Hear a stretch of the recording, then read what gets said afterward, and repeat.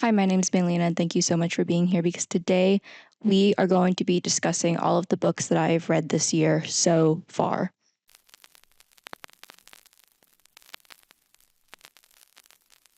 First of all, I want to say if you are one of the 50 new subscribers that subscribed to my channel after I posted that John Lennon and George Harrison video, hey, thanks so much for being here.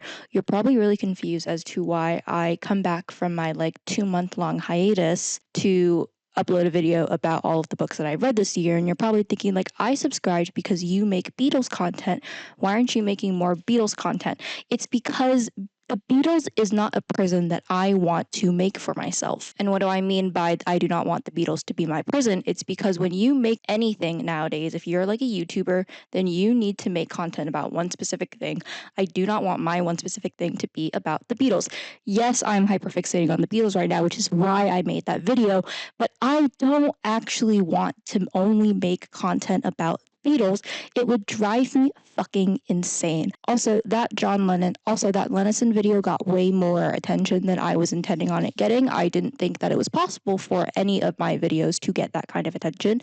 And while I am sincerely grateful for the views and the likes and the new subscribers, it did really stress me out how many people were commenting on that video. Some of those comments were very kind and they were very constructive, and they actually suggested that they wanted to have a constructive conversation.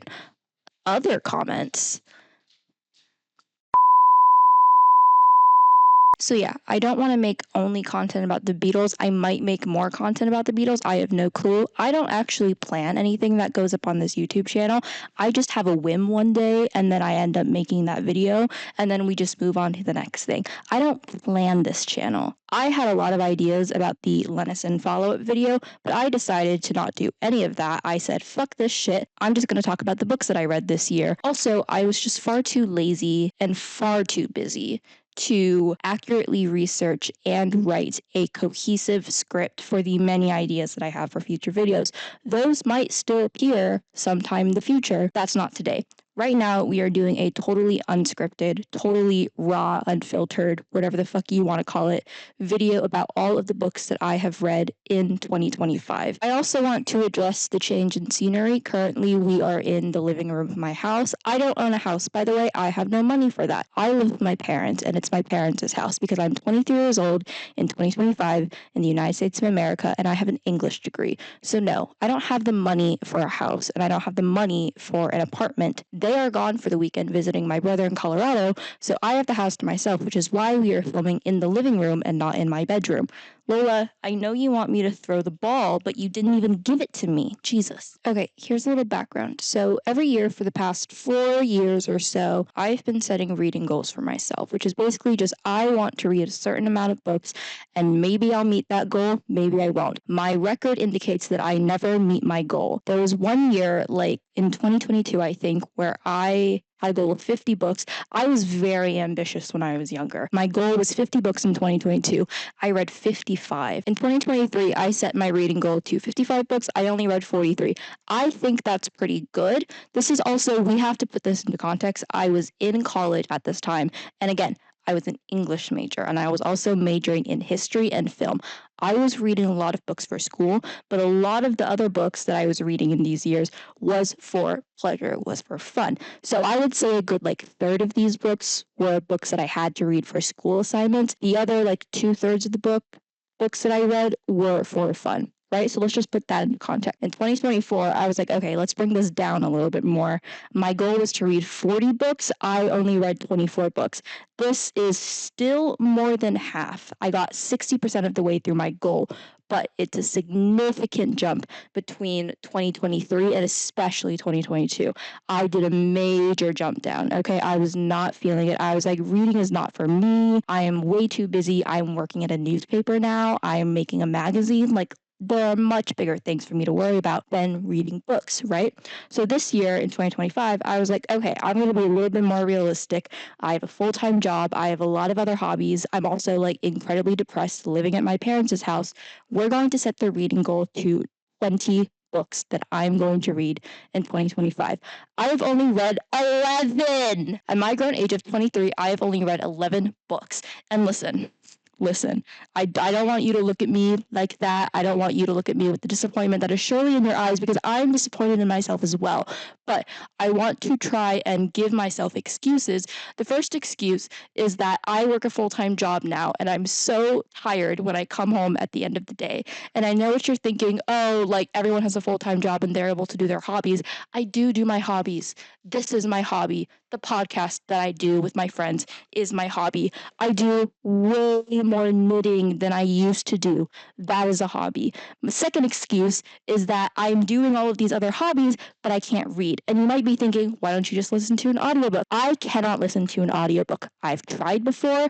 I just find that I cannot process anything that is happening in the audiobook, because when I turn on anything like a podcast or like music, it's mostly just background noise for me. I'm turning it on with the intent of creating white noise for my surroundings. I'm not really paying attention to it unless I am locking in. Most of the time, if I'm listening to an audiobook, I'm doing something else too. I'm locking in on the physical action of knitting or making art. So I'm not listening to the fucking audiobook, so I can't do audiobooks. I wish I did, because if I did do audiobooks, oh baby, I would have met that 20 book goal by now, okay? But I haven't, and I don't. So I'm only at 11 books this year, which is really upsetting.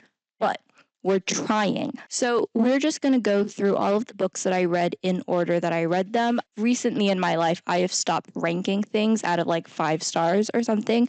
I used to do that religiously with all of like my books and my films that I logged on Letterboxd.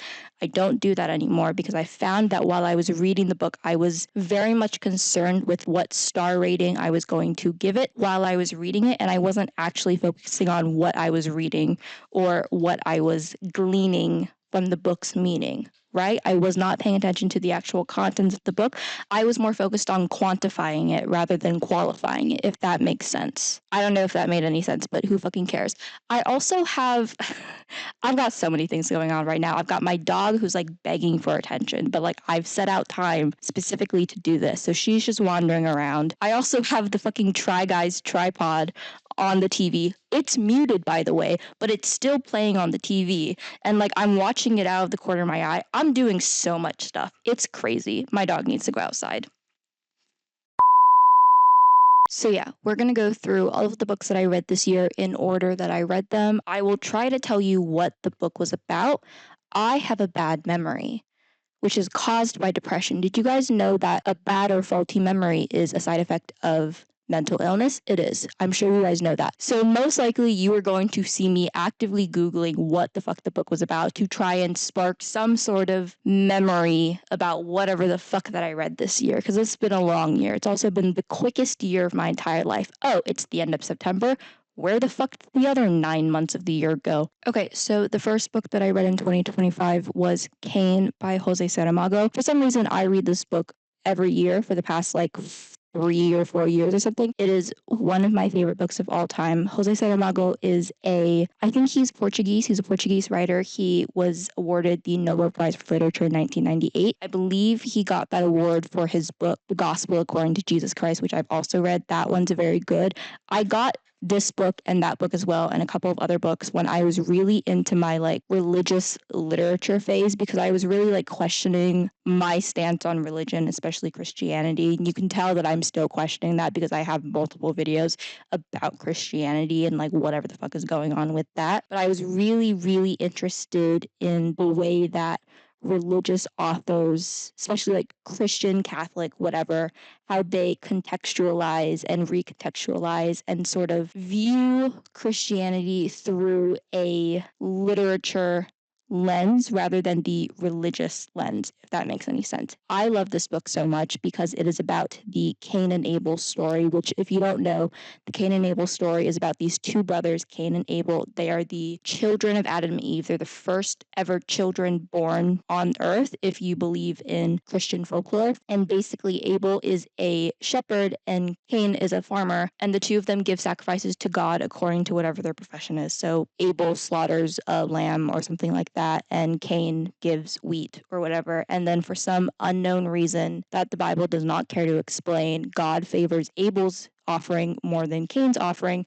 And again, for some unexplained reason that the Bible does not care to explain, Cain murders Abel. You know, he is immediately branded as a murderer, and he is sent away from wherever the fuck they were living at that point, I don't know, with the mark of Cain on his forehead. This book is a retelling of that story, but it poses the question, what if God actually really sucked? And what if Cain is actually like not a terrible guy? Because the premise of the original Cain and Abel story is that Cain is the bad guy for committing fratricide, for being the first murderer in the history of humankind, right? Like he's constantly being framed as this guy who's just like pure evil because he was the first person to take a human life. But the book poses the question of like, if God is all knowing and all seeing and is omniscient and omnipresent and whatever, and if he was all good, someone in the neighborhood is playing a clarinet and not well. Okay. You know what? This is background noise for whatever the fuck this video is gonna be. Huh. I'm just gonna keep going. If you can hear the sounds of the clarinet serenading us, it's not good clarinet, by the way. But I don't actually know what a good clarinet's supposed to sound like, so this might be okay clarinet. The point of the book is that if God is supposed to be all good and all knowing, then why would he let something like this happen? Why would God let Cain murder Abel if he did not want it to happen, if he did not design it to happen this way? The other cool thing about this book is that Cain magically somehow becomes like a time traveler. Doesn't make any sense. But he travels through time throughout the Old Testament up until Noah's Ark. Like Noah's Ark is the last event that he sees. The entire time he's questioning, like, why is God doing this? Why would God let all of these terrible, awful things happen? And it's basically just like an anti-God campaign. It's basically maybe trying to convince you, but it's the conclusion that I come to, that God is not infallible. God is actually very fallible, and we as people try to comfort ourselves with the idea that we are following the doctrine of something that is inherently good, but we cannot deny that there are still bad things happen. And people ask this question all the time. If God is all good, then why is he letting all of these bad things happen? This is what that book is talking about. It's an awesome book. I love it so much. I read it every fucking year. It's also quite a short book. I think it's less than 200 pages or so it's a very quick read.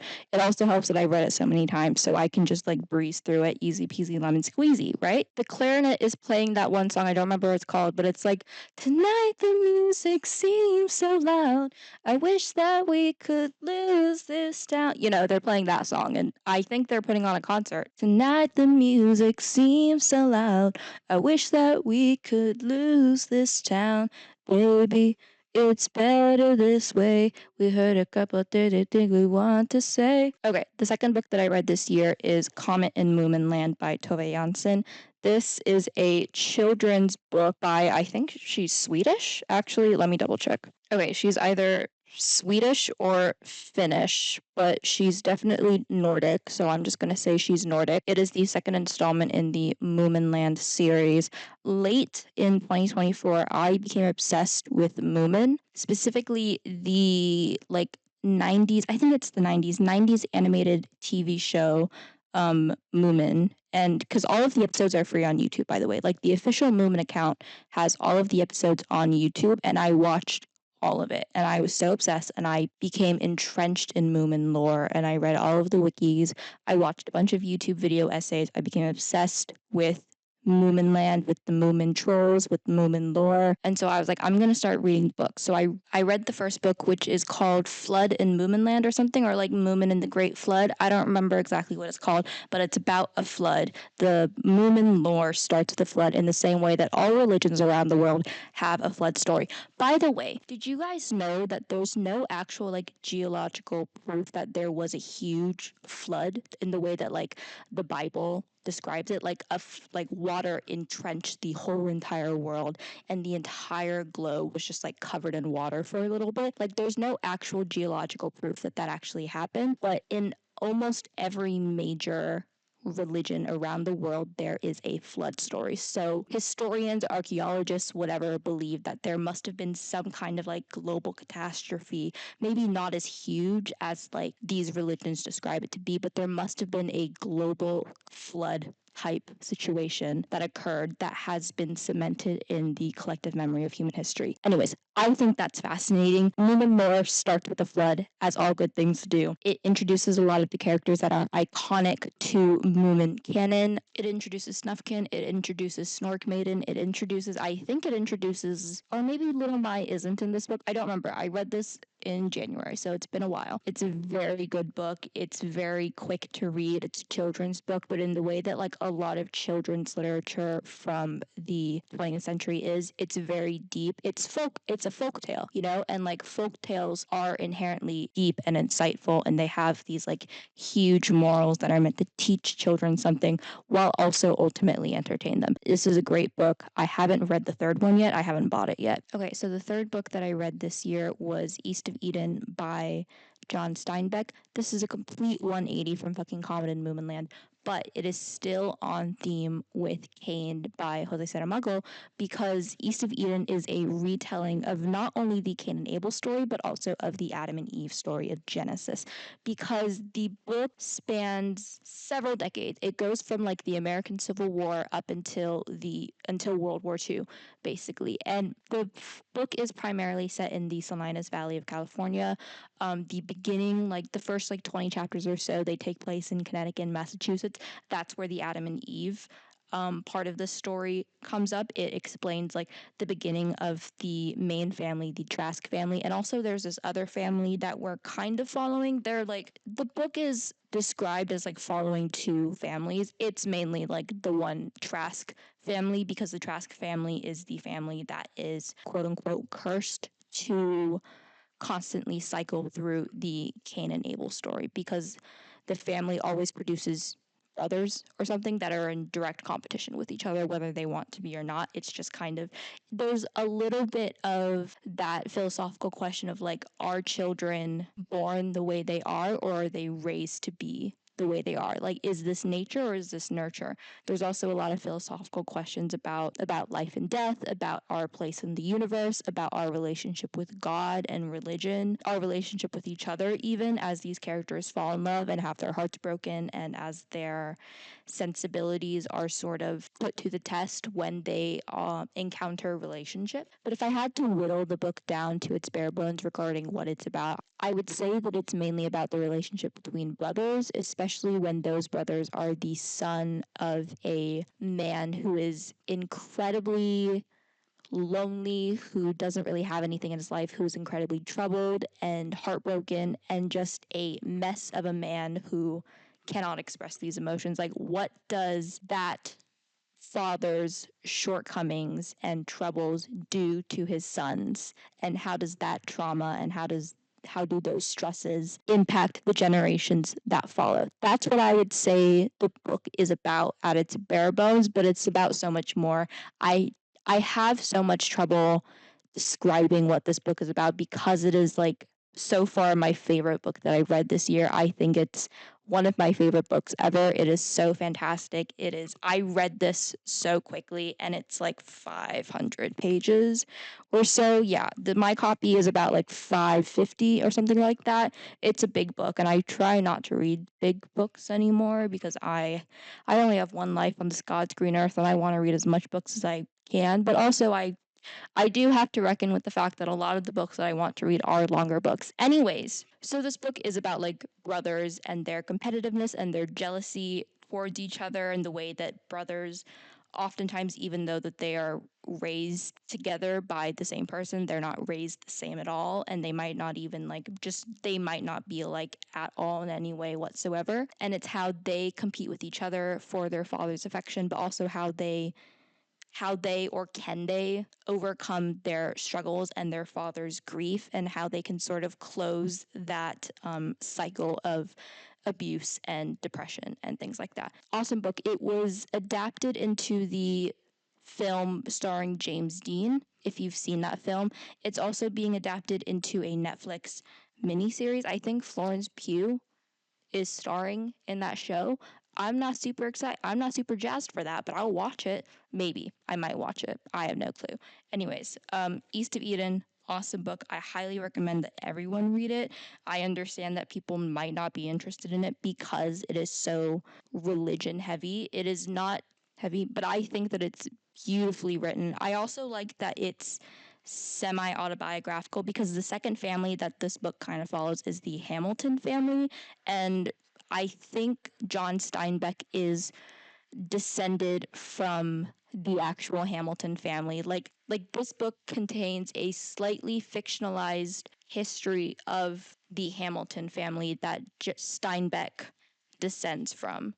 I think on his mom's side, I believe. I don't know. Also, I think Steinbeck wrote this book because he wanted his kids to know what the Salinas Valley was like during the time period. Okay, the next book that I read this year was The Nickel Boys by Colson Whitehead. The reason that I read this was because it was recently adapted into a film that I think was on the award circuit for the 2024 award circuit, right? I think it came out last year.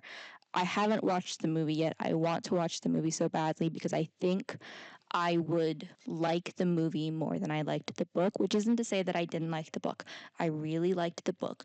The book and I were disconnecting in a way that I don't really know why. I can't really understand why I wasn't connecting with the book in the way that I wanted to connect with it. I just think that this is a story that would impact me more if I watched it in a film, if I watched the film. So I'm really hoping that I can watch the film soon. But this book is still very good. I enjoyed it immensely.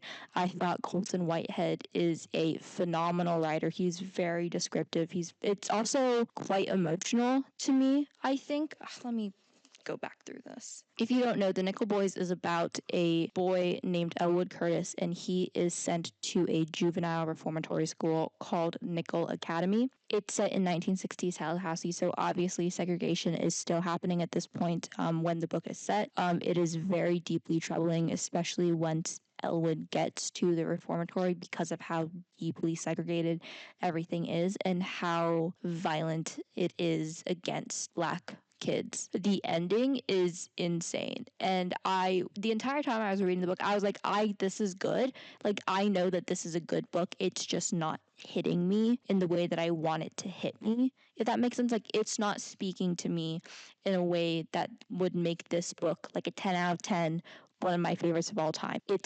I understand logically, intellectually that this is a very good book, but emotionally, I'm not getting that. But when I read the ending of the book, I was like, oh, holy shit. Kind of makes the whole experience worth it. But again, I think I need to watch the movie before I actually get what this book is saying to me. Okay, so the next book that I read this year was Sunrise on the Reaping by Suzanne Collins. It is the 5th book in the Hunger Games series.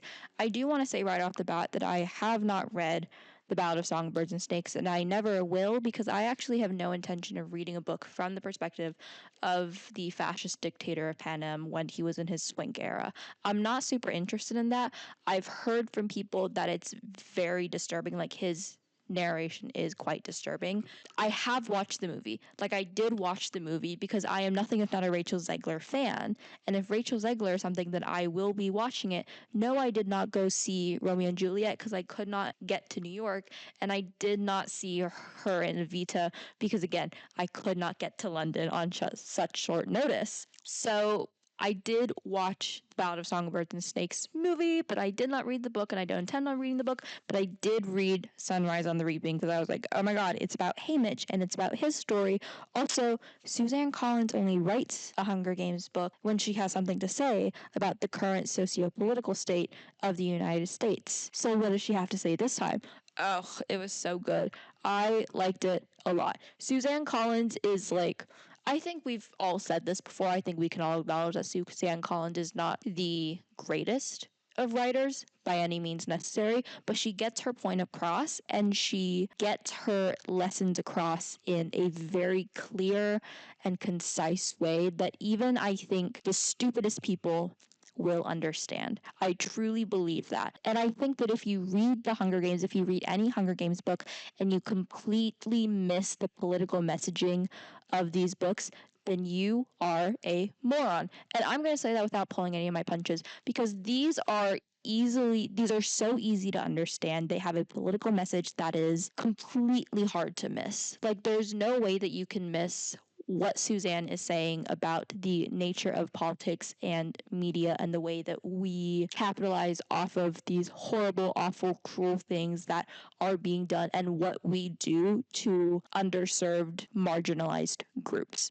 Like, she is fully saying in all of these books that we, as an American society, as an American public, we consume grotesque, horrifying media for entertainment. And if it is not up to our entertainment standards, if it does not match our values, then we will unapologetically edit, rewrite the narrative to fit our standards so that we feel better about ourselves. Because yes, we can be watching these gruesome, horrible, grotesque things happening in Gaza, but if we can get a bunch of celebrities to sign a petition saying that they condemn what Israel is doing to Gaza 3 years after like the genocide really ramped up and after everyone was silent for 3 years, that will make us feel better. That is exactly what's happening right now. I think that is one of the main takeaways from this book. It is so Suzanne Collins astounds me with how in tune with the American public she is, how in tune she is with the socio-political state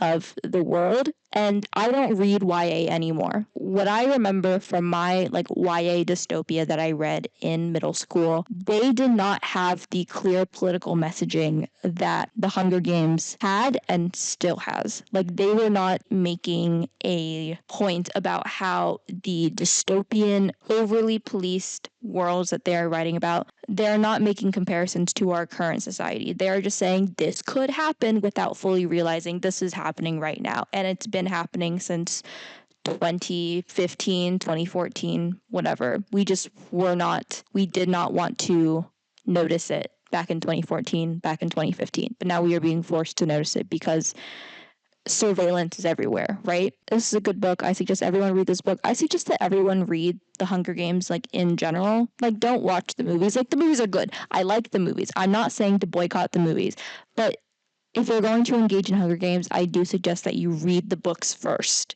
because the movies are, again, a way of editorializing horrible things and sanitizing it for proper media consumption so that we, the audience, feel better about ourselves. The movies do inherently sanitize the grotesque and horrible things that the book depicts because it is quote unquote bad for morale or whatever. Okay, the next book that I read this year is a book called We All Shine On, John, Yoko, and Me by Elliot Mintz. I want to say that as a memoir, as an autobiography, is there a difference between autobiography and memoir? Actually, I've always wondered this and I've never actually taken the time to look it up.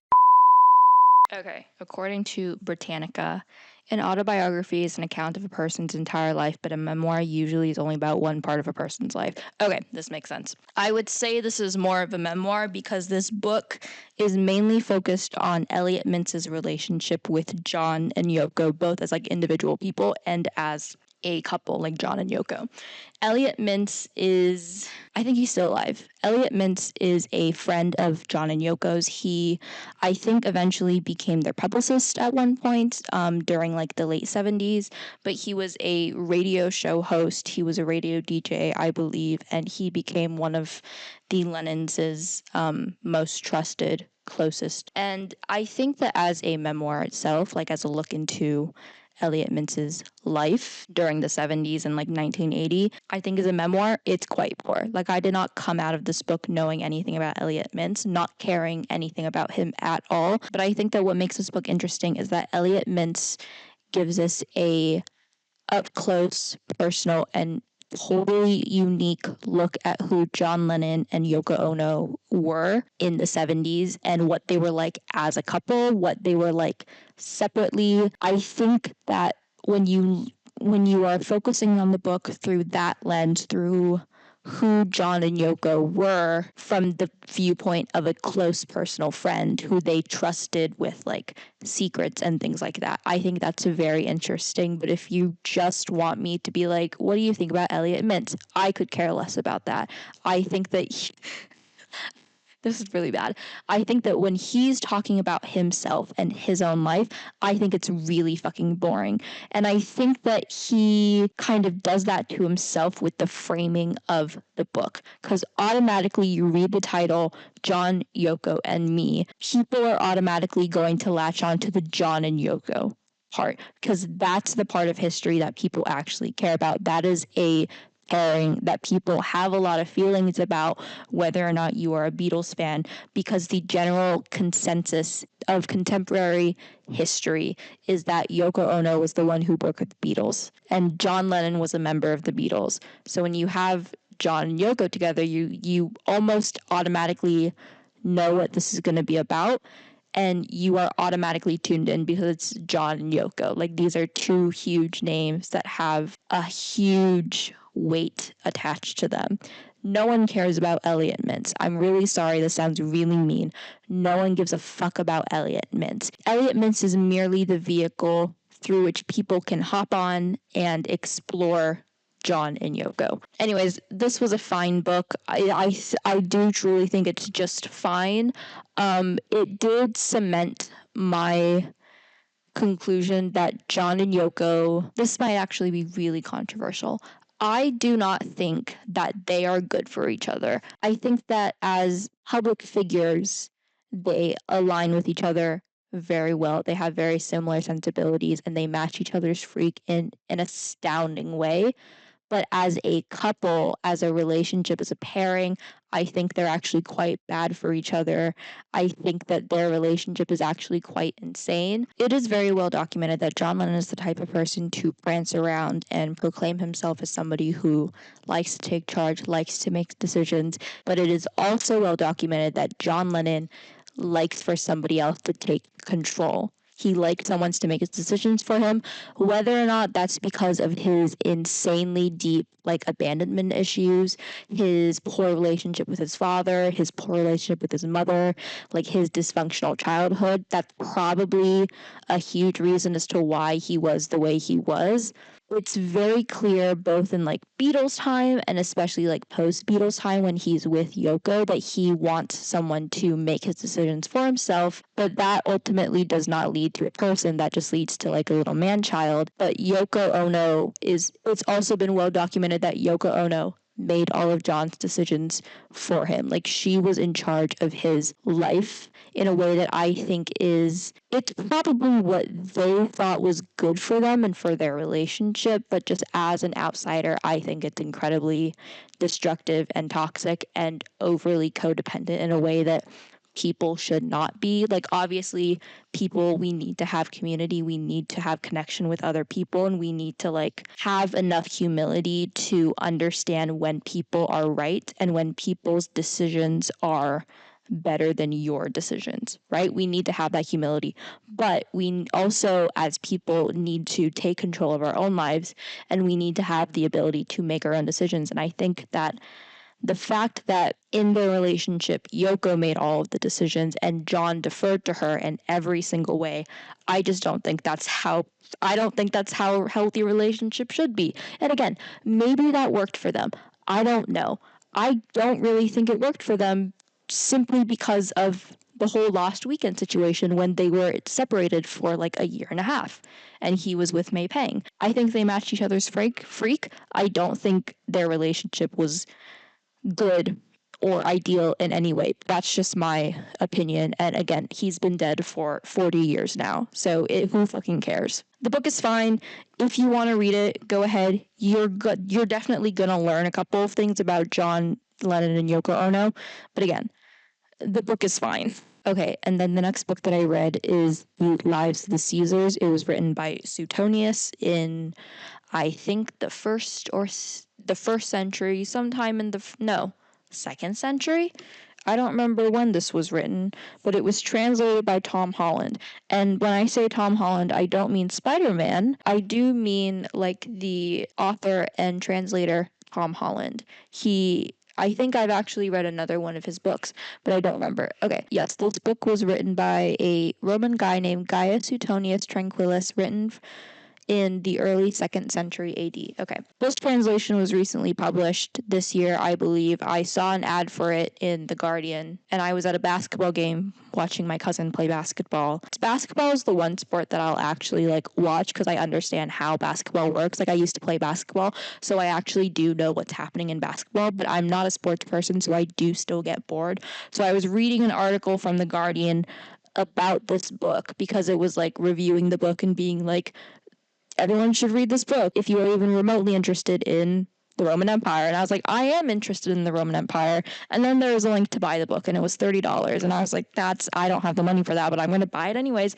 So I bought the book. I read the book. It is so fucking cool because it's basically, best way I can describe it without being too facetious is that it is kind of gossipy, because it doesn't go into all of the details about the wars and the political campaigns that the Caesars embarked upon and engaged with. It talks a lot about the salacious details, all of the gossip, the rumors, the dirty stories that you might definitely not learn about if you were learning about these guys in a college course. These are the details that you might not get from your professors. But it talks a lot about how, look, most of these guys were pedophiles. Pedophilia was definitely just less of a taboo back in the day. They loved fucking little boys for some fucking reason. I don't know. But these guys are crazy. I don't know how to talk about this because I know that not a lot of people care about the Roman Empire. I know that we went through that weird phase where every straight woman was pretending that their stupid boyfriends were actually thinking about the Roman Empire. I know that's actually a joke. We all know that none of those guys were actually thinking about the Roman Empire, right? That was all set up. No one was actually thinking about the Roman Empire, but I think about the Roman Empire. I'm a man in that way. There are a lot of ways in which I have very male interests, and I think you can tell by some of the things that I read. And the Roman Empire is one of those very male interests. But anyways, I thought this was a very good book. I thought it was salacious. It was everything that I wanted. It was a little bit slow at times, especially when we weren't talking about the too salacious things, when we were doing a little bit of politic talk. That is still pretty juicy. I definitely cannot tell you what this book is about just because it is technically a history textbook, kind of not textbook, but it is still a history book that is talking about very dense, antiquated politics, social norms, things like that. Again, it was also written in the 2nd century AD, so there's just a lot of things that we don't necessarily have in today's 21st century, but I definitely saw some reflections of whatever fucked up thing is happening in this present day reflected in this book.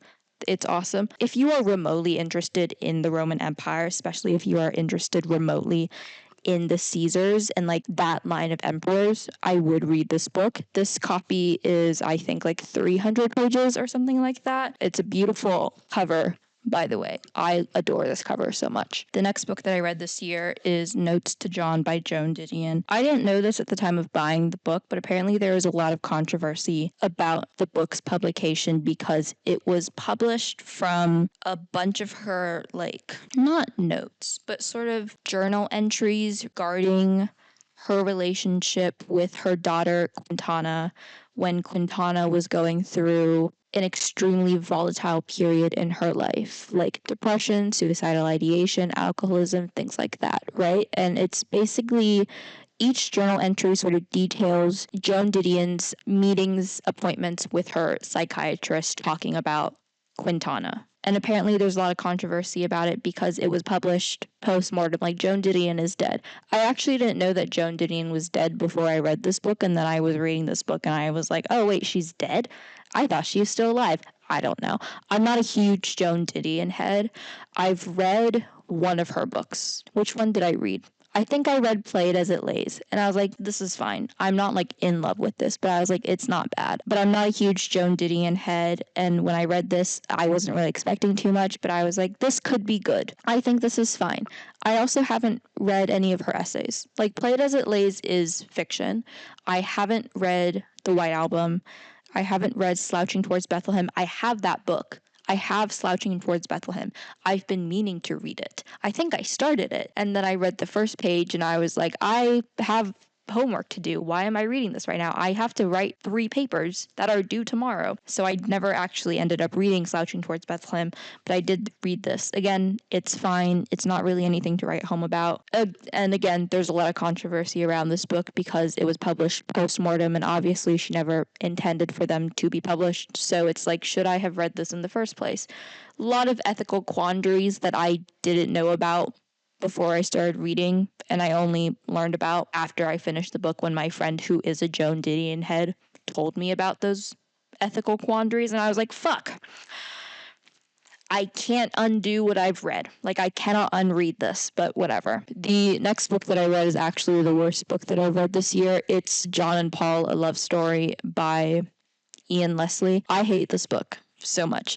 This is also a book that came out this year. I didn't actually know it came out this year. I want to say for the record that this isn't like a super great thing to say, especially since like I want to go into publishing. I would love to work in publishing, but I don't actually pay attention to like new releases, which I definitely should. If I want to work in publishing, I should 100% pay attention to what is being released, what is going on in the publishing world, etc. I don't pay attention to that. When I'm picking out books that I want to read, when I'm buying books, because I buy all of my books, okay? And I know I definitely shouldn't, but like my goal in life, my ultimate goal in life is to have a home library, and the agreed upon number, the number of books that you must own in order for it to be considered a home library is 1,000.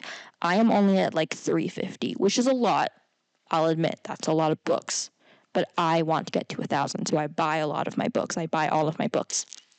And there are very few times where I buy a book because I've been meaning to buy it. I mean, there's a lot of books that I mean to buy, but when I'm like, ultimately, when I'm at the bookstore, I never actually buy the books that I've been meaning to buy. Always buy books that I've never heard of before, but I buy them based off of like 2 criteria or something like that. 1, does it have a nice cover? I am very much a person that judges a book by their cover. If you have an ugly fucking cover, I'm not going to give you the time of day, because what is the point of paying designers to make covers for books, to package a book, to give it its aesthetic if it's going to be fugly? Make the book look nice, and not only make the book look nice, but let me know just from looking at the cover what it's going to be about, what the vibe is going to be like. You can glean a lot from what the book's cover is. If the book's cover is fugly as fuck, I'm just going to assume that it's not actually that good of a book, and I shouldn't actually care to read it. And you want to know something else? We got to stop doing those cartoon covers, especially the cartoon covers for porn. And I probably should bleep that word out. I don't think YouTube likes that word, and I'm not monetized at all, but I might get flagged for saying that. But stop giving romance books those animated cartoon covers, because it gives off the impression that this book is for children. I've seen stories where parents will buy their preteen daughters those romance books because of the cartoon cover, and they assume in their little pea brain that cartoon equals children. Stop giving romance books cartoon covers. You want to know what those covers should be? Bodice rippers, 6-pack abs, low-key porn stills. That's what it should be. Market it correctly. It's also a thing about like marketing. Like, it's a huge problem with marketing. Like, why are we marketing these like porn books? Fun, cutesy, like cartoons. Don't do that. Poor marketing. Anyways, so if you don't have a good cover, I'm not going to buy you. If the first 5 pages of the book aren't interesting, not going to buy you. I do read like the first 5 pages of the book to just like get a vibe for what's going on. If I like the writing, if I like where it's going, I'll buy the book. If I don't like it, I'll put it back down, but I'll appreciate the cover. I'll be like, you have a good cover. I wasn't vibing with the first 5 pages. I think that's a good way to go about it. Anyways, I bought this book not because I knew that it was coming out, but because I am currently in my Beatles obsession. I'm currently hyperfixating on the Beatles. Also, I think this is an insane cover. I think this is an insane picture to choose. I think that the title, John and Paul, A Love Story and Songs, is an insane title, but I also looking at this cover, coupled with the title of the book, I already have an impression of what this book is going to be about. I can tell you what this book is going to be about just by looking at whatever the fuck this is going on. The inside of the book does not follow through on the premise of the book's title. The book's title is a love story and songs, and then it has this fuck-ass, gay-ass picture of John Lennon and Paul McCartney. So you're automatically thinking, oh, okay, this book is going to be about how they are in love, or maybe not in love, but they definitely have like incredibly strong feelings for each other, and they are displaying those emotions through the songs that they write. And a lot of their songs are love songs. Now, some of those songs are also very sad love songs, but they're love songs nonetheless. I also want to say, Ian Leslie is a human behaviorist. He focuses on like human behavior, psychology, that kind of stuff. This is the only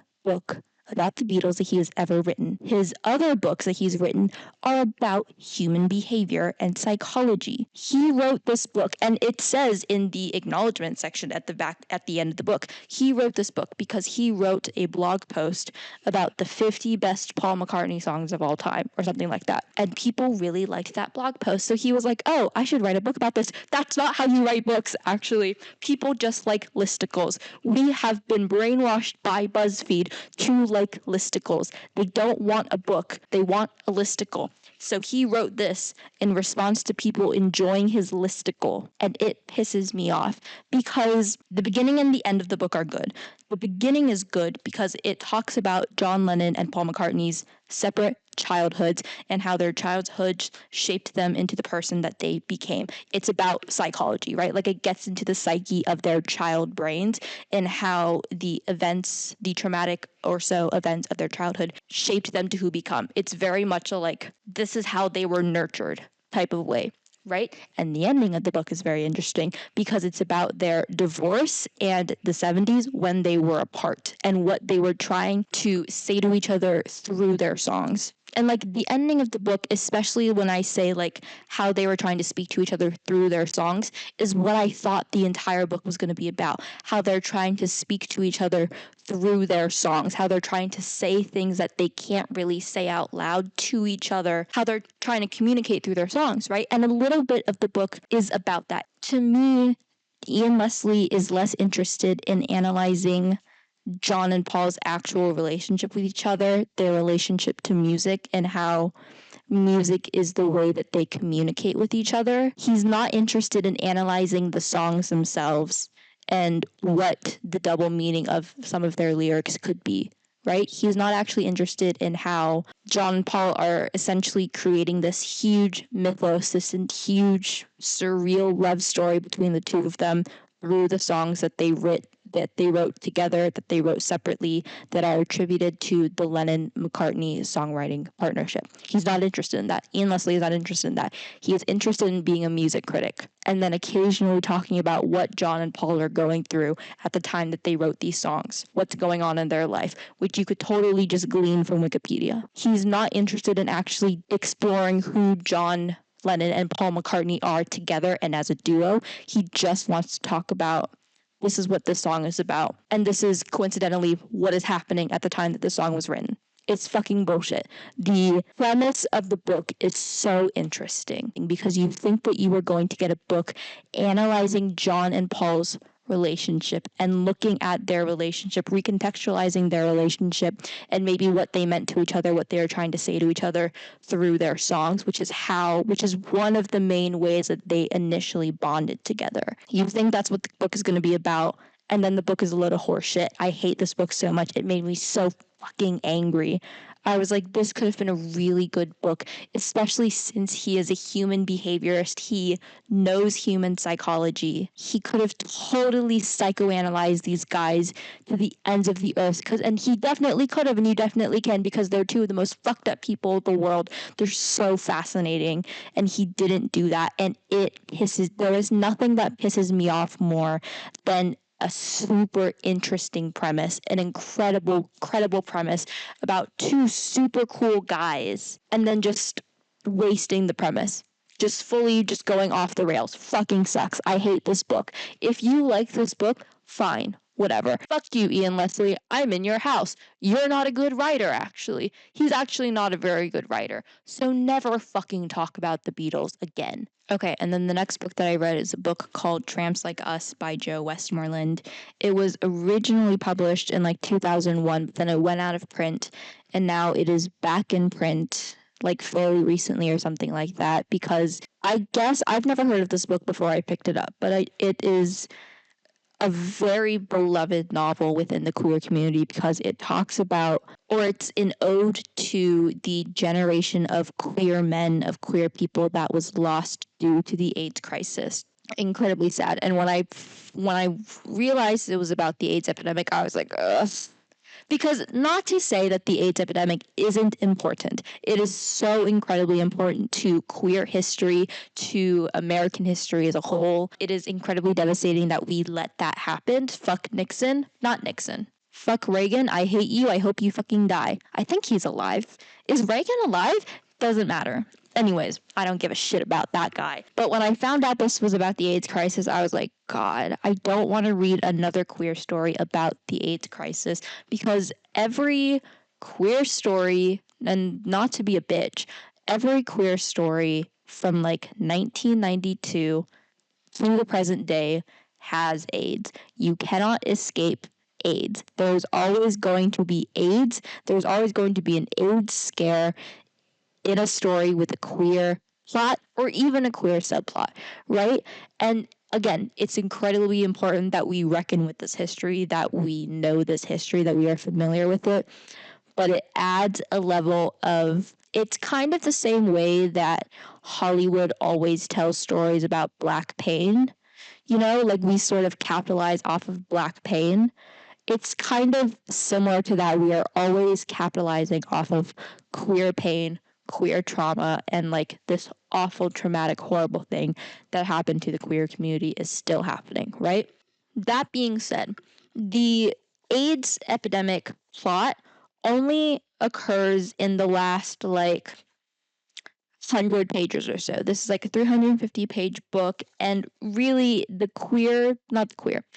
AIDS subplot doesn't really ramp up into the last 50 pages of the book, and then the book ends, right? The rest of the book takes place during the 70s, and it is about queer liberation, queer love, finding out who you are, escaping your abusive family, your abusive conservative family, and just accepting yourself for who you are. What it was like for queer people in both small towns and also like big metropolitans like San Francisco or like New Orleans.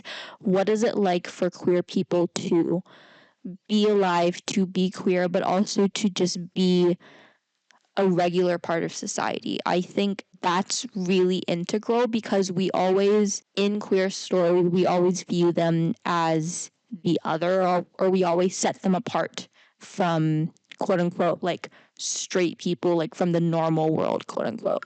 And this does that as well, but not in a sort of like we are ostracized, we are separate from them, but more of like a comfort thing. Yes, we are still part of like heteronormative society. We can exist with the heteronormative straight people, but we are surrounding ourselves with people like us because it is a comfort thing, because there's strength in numbers, that kind of thing, if that makes any sense at all. We're at the part of the video where I lose my mind, sort of. And again, I didn't script this at all, so I don't know what I'm saying. But anyways, I liked this book a lot. It's very episodic. It doesn't really deal with a very clear, linear plot. Obviously, it's like linear, but it's more vignettes than anything else. It's like slices of life. Very discombobulating, but it's so much fun. It's very freeing. It's very sexy and introspective. I like it a lot. I think everyone should read this book. Great queer text, especially since Joe Westmoreland, this is an autofiction book, so a lot of this book is based on his actual real life and his experience being queer in the 70s in New Orleans, in San Francisco, and his experience with the AIDS epidemic and watching a lot of his close friends contract HIV, AIDS, and die because of the disease. So very impactful, very insightful. it's not just about the AIDS epidemic. Like, there's a lot of queer joy in this, and most of this book is set before the AIDS crisis. And I think that there's a lack of literature, of text that is set in and about a time before that horrible thing happened, right?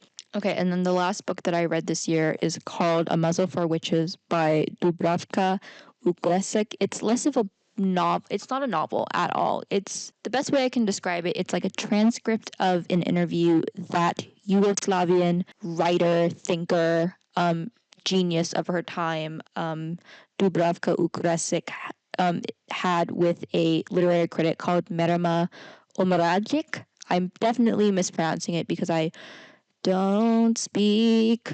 She covers a lot of topics in this interview, a lot about how women are viewed by men and how women are used by men, and how even in this like feminist age, I think we're in like fourth wave feminism or something like that, we're still very much antiquated when we discuss and view the role of women.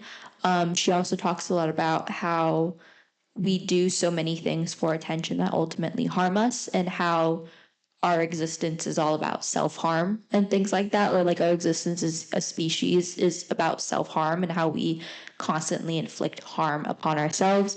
But I think the main thread of her interview of this book is about how the former country of Yugoslavia, which is her birth country, no longer exists, and how Yugoslavia was broken up into, I believe, Croatia, Serbia, and the Czech Republic. Czechoslovakia?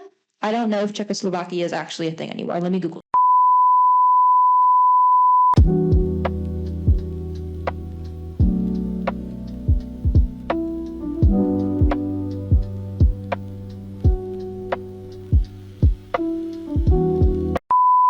Okay, so the country of Yugoslavia was broken up into Croatia and Slovenia, Macedonia, and then Bosnia and Herzegovina. So no Czech Republic. I don't know where I got that one from.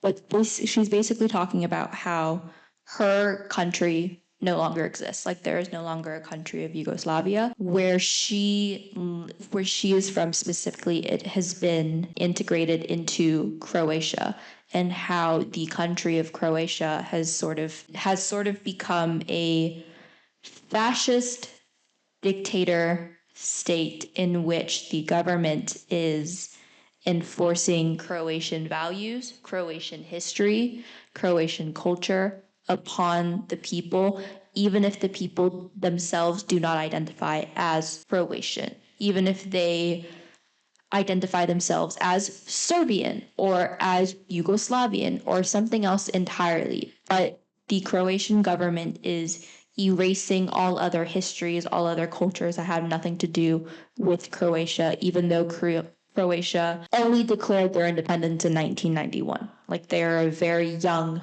country. But she talks a lot about how the Croatian government is trying to establish a sense of nationalism for Croatia in the people by altering what they think, how they view themselves, how they view their country, etc. And I thought that was so interesting because, like, I'm a dumb American. Like, the American education system is shit. And I think I had a pretty good education. Like, I'm very lucky enough to have gone to private school all my life. I think that I'm very privileged in the fact that I had a better education than other people that live around me. Like, I live in Oregon. Oregon has one of the lowest rated education systems in the United States. Like, it is shit, but I'm fortunate enough that I was able to go to private school, so I therefore had like a better education that wasn't funded by the government. Also, I'm just lucky enough that I have like an intense desire to like learn about things. So I just like automatically go looking for information on my own.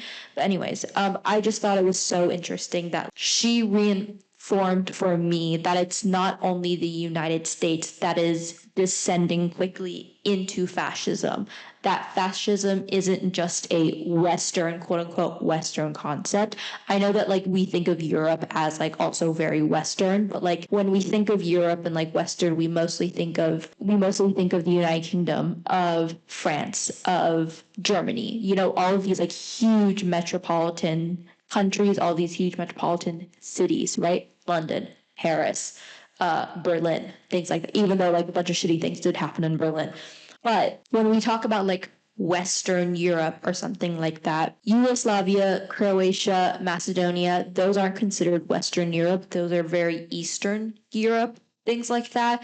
And it's very interesting to realize that like, oh yes, like fascism isn't just in the West. It is not centralized in Nazi Germany. It is not centralized in the United States, right? Like fascism is everywhere. It is becoming a global issue that we don't realize is so global because we are so intent on navel gazing and looking down at ourselves and not caring about whatever the rest of the world is going through, even though social media, you would think that with social media and with the advent of the internet, that we would be a more global society. We are not, actually. You can think that we're a very global society. We're actually still quite navel gazing in the things that we decide to pay attention to, especially if you are from the United States. Oh my God, so navel gazing. Jesus Christ. Anyways, I thought this book was very interesting. I think that she is incredibly smart and insightful and well spoken. She's dead now, by the way. I think she died like fairly recently, like within the last couple of years or something. But she is an incredible thinker. She's awesome. I'm very excited to read more of her works because I think she's had like a very long literary career. So I would like to read more of her stuff. Hey, my camera stopped recording for a little bit. I'm not actually sure why. But anyways, good thing we're at the end of the video, or else maybe it cut off some other footage that I don't know about. I'll find out when I'm editing. Anyways, thank you so much for watching this video, or if you just listened to this video while you were doing chores, thank you so much for listening. If you are one of the 50 people that subscribed to me because you thought I was going to be putting out more Beatle content, I'm sorry to disappoint, but I hope you stick around. I might still talk about the Beatles more. Who fucking knows? I certainly don't. But yeah, thank you so much for being here. I really appreciate it. And I will see you next time. Bye.